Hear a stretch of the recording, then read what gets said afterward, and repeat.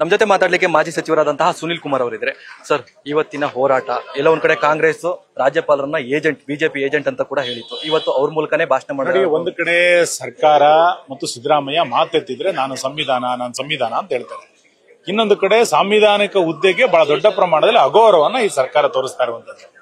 ಮುಖ್ಯಮಂತ್ರಿಗಳೇ ಸ್ವತಃ ರಾಜ್ಯಪಾಲರ ವಿರುದ್ಧದ ಪ್ರತಿಭಟನೆಯಲ್ಲಿ ಭಾಗವಹಿಸ್ತಾರೆ ಅಂತಂದ್ರೆ ಸಾಂವಿಧಾನಿಕ ಹುದ್ದೆಗೆ ಯಾವ ರೀತಿಯಾದಂತಹ ಗೌರವವನ್ನು ಇವತ್ತು ಕೊಡ್ತಾ ಇದ್ದಾರೆ.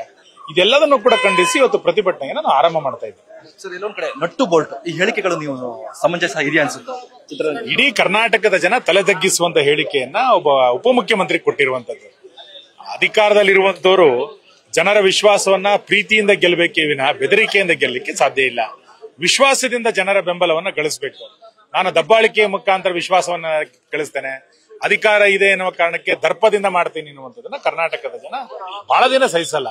ಇದನ್ನ ಯಾವುದೇ ಕಾರಣಕ್ಕೂ ಒಪ್ಕೊಳ್ಳಿಕ್ಕೆ ಸಾಧ್ಯ ಇಲ್ಲ. ಸರ್, ಬಿಜೆಪಿ ನಾಯಕರೇ ಅದರಲ್ಲೂ ಕೂಡ ಹಿಂದುತ್ವದ ಲೀಡರ್ ಕೂಡ ನಾಚಿಸುವಂತ ರೀತಿಯಲ್ಲಿ ಇವತ್ತು ಡಿ.ಕೆ. ಶಿವಕುಮಾರ್ ಅವರು ಹಿಂದುತ್ವದ ಕಡೆ ವಾಲ್ತಾ ಇದ್ದಾರೆ. ಇದ್ರ ಬಗ್ಗೆ ಹೇಳೋದಾದ್ರೆ, ಜಗತ್ತು ಹಿಂದುತ್ವವನ್ನು ಒಪ್ಕೊಳ್ತಾ ಇದೆ.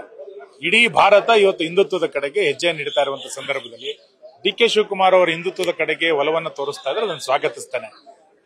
ಕಾಂಗ್ರೆಸ್ ನಿಂದ ಅವರು ದೂರ ಆಗ್ತಾ ಇದಾರೋ ಅಥವಾ ಕಾಂಗ್ರೆಸ್ ಅವರನ್ನು ದೂರ ಮಾಡ್ತಾ ಇದಾರೆ ಗೊತ್ತಿಲ್ಲ. ಆದ್ರೆ ಹಿಂದುತ್ವವನ್ನ ಎಲ್ಲರೂ ಇವತ್ತಲ್ಲ ನಾಳೆ ಒಪ್ಕೊಳ್ಳೇಬೇಕು. ಡಿ.ಕೆ. ಶಿವಕುಮಾರ್ ಸ್ವಾಗತ ಮಾಡ್ತೀರಾ ನೀವು? ನಾವ್ ಈಗೇನು ಅವ್ರಿಗೇನು ಆಹ್ವಾನ ಕೊಟ್ಟಿಲ್ಲ. ಇದಕ್ಕೆ ಬಂದ್ರೆ ಏನು ಭಯ ಇದೆಯಾ? ನೋಡೋಣ, ಆಮೇಲೆ ನೋಡೋಣ ಅವ್ರು ಹೇಳಿ. ಇನ್ನೊಂದು ಕಾಂಗ್ರೆಸ್ ನಾಯಕರು ಹೇಳ್ತಿರುವಂತದ್ದು, ಡಿ.ಕೆ. ಶಿವಕುಮಾರ್ ಅವರು ಸಿಎಂ ಆಗೋದು ತಪ್ಸಕ್ ಆಗಲ್ಲ ಯಾವುದೇ ಕಾರಣಕ್ಕಂತ ಹಿರಿಯ ನಾಯಕರು ಮಾಜಿ ಸಿಎಂ ವೀರಪ್ಪ ಮೊಯ್ಲಿ ಅವರು ಹೇಳಿರುವಂತದ್ದು. ಅಲ್ಲ, ಎಲ್ಲೋ ಒಂದು ಕಡೆ ಸಿಎಂ ಸ್ಥಾನಕ್ಕೆ 2 ಕುರ್ಚಿಗಳನ್ನು ಇಡ್ಲಿಕ್ಕೆ ಸಾಧ್ಯ ಇಲ್ಲ. ಇವತ್ತು ಅವರು ಪಕ್ಷದಲ್ಲಿ ಆಗಿರುವಂತಹ ಗೊಂದಲಗಳು ಇನ್ನಷ್ಟು ಉಲ್ಬಣಗೊಳ್ಳುತ್ತೆ. ಯಾರು ಮುಖ್ಯಮಂತ್ರಿ ಎನ್ನುವಂತ ಜಗಳ ಇನ್ನು ಮುಂದಿನ ದಿನಗಳಲ್ಲಿ ನೀವೆಲ್ಲರೂ ಕೂಡ ನೋಡೋರಿದ್ದೀವಿ. Thank you sir. ಇವಿಷ್ಟು ಮಾಜಿ ಸಚಿವ ಸುನಿಲ್ ಕುಮಾರ್ ಅವರ ಮಾತಾಗಿತ್ತು. ಕ್ಯಾಮರಾಮನ್ ಅವಿರಾಜ್ ಜೊತೆ Ganapati, news first Bengaluru. News first ನಿರ್ಭೀತಿಯಿಂದ ನಿಮ್ಮ ಪರವಾಗಿ.